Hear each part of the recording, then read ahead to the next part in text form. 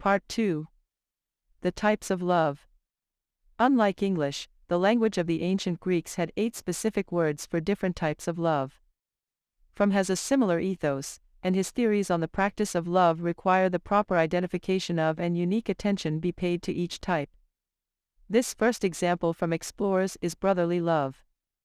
This is the most basic form of love, which means loving all people. Fromm pointed out that brotherly love is the sense of responsibility, care, respect, knowledge of any other human being, the wish to further his life. Brotherly love is characterized by its inclusiveness, meaning one will not stop loving people just because one finds a certain person to love.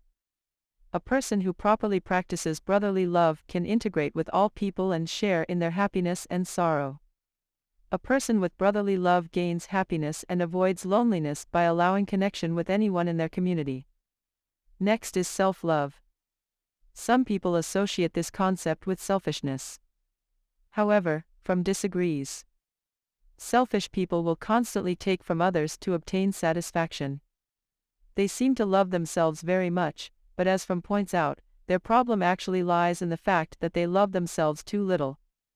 Their act of taking shows that they have an emotional void inside resulting from a lack of self-love. They are so desperately trying to fill the void that they pretend to be selfish and snatch things and attention from others to cover up and compensate for their failures to care for themselves. Rather than practicing Fromm's ideal of giving, they do the opposite, denying themselves genuine happiness. They lack genuine care for themselves. Therefore, selfishness is a reflection of the inability to love oneself. Brotherly love and self-love are not mutually exclusive. There is a deeply ingrained societal view that loving others is a virtue and loving oneself is selfish. This is an extreme take. As Fromm says, if it is a virtue to love my neighbor as a human being, it must be a virtue, and not a vice, to love myself, since I am a human being too. Next up is erotic love. Brotherly love is not limited to one person, but Fromm sees its erotic counterpart as exclusive. To Fromm, erotic love is created via a deeply connected union with another person. Some people have misunderstood the essence of erotic love. They believe that erotic love is the strong feeling of falling for someone, usually paired with the physical aspect of a relationship. Yet, as said before, infatuation is short-lived. For most people, as soon as they get to know their partner better, the strong cravings they felt at the beginning of their relationship disappear. Once they get acquainted with each other, they are likely to seek new people to love in order to rekindle this obsessive emotion. However, the new relationship will not be any different from the old one, and those who follow this path will be disappointed again. Fromm believes that the intense feeling of falling in love is not true erotic love but just an instinctive sexual attraction. In addition to sexual desire, true erotic love also encompasses brotherly love. Compared with pure sexual desire, real erotic love rarely has greed but is full of tenderness. Only a physical union based on true erotic love is stable and lasting. Both brotherly and erotic loves require equivalent and reciprocal unions between people to function. Yet, there is one kind of love that is unequal, that is, parental love. From our time in the womb to adulthood, and even the end of our lives, we will feel the effect of parental love throughout our lives. Maternal love can be obtained unconditionally and is passively accepted. This is especially true for infants and toddlers, as children do not need to work hard to get, and aren't emotionally developed enough to reciprocate, maternal love. However, Fromm believes that there is a distinct difference between maternal and paternal love. Compared with unconditional motherly love, fatherly love is conditional. For example, after the advent of private ownership, fathers typically chose the child they were most satisfied with to inherit his wealth, status, and property. In other words, to obtain paternal love, efforts must be made to satisfy the father. Motherly love and fatherly love have different effects on a person. When a person is an infant or toddler, they almost completely rely on motherly love, which gives the child a sense of security in life. But as the child grows up, they begin to come into contact with the outside world. At this time, the father's love comes into play, helping them build confidence, overcome difficulties, and learn how to be responsible. In this way, With the help of the right motherly and fatherly love, a child can successfully grow up and finally gain independence.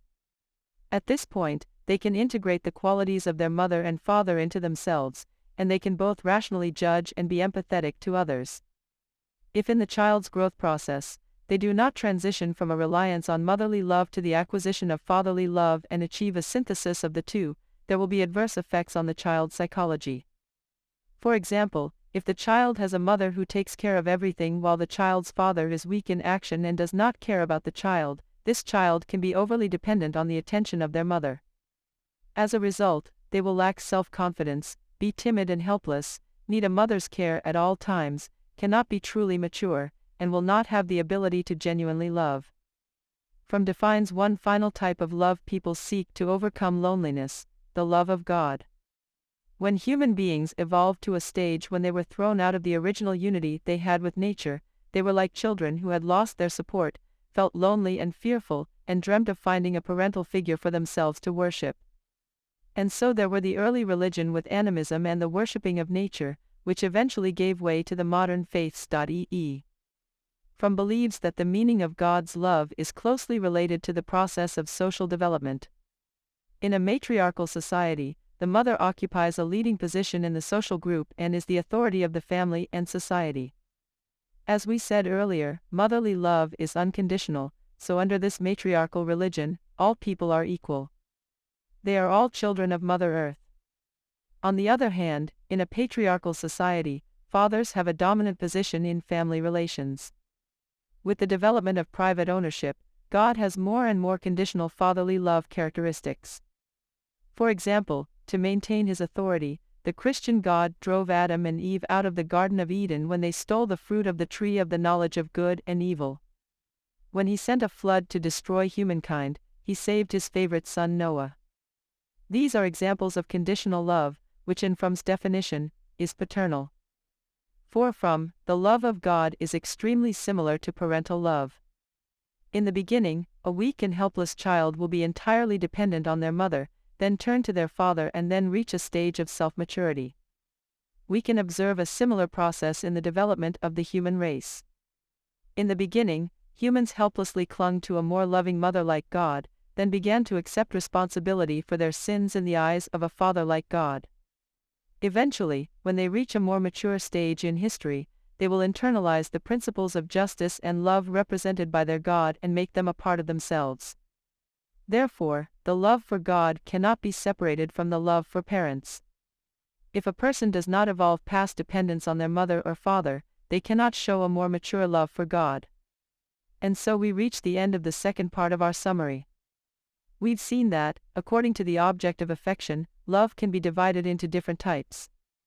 The 5 principal kinds of love are brotherly love, self-love, erotic love, parental love, and love for God.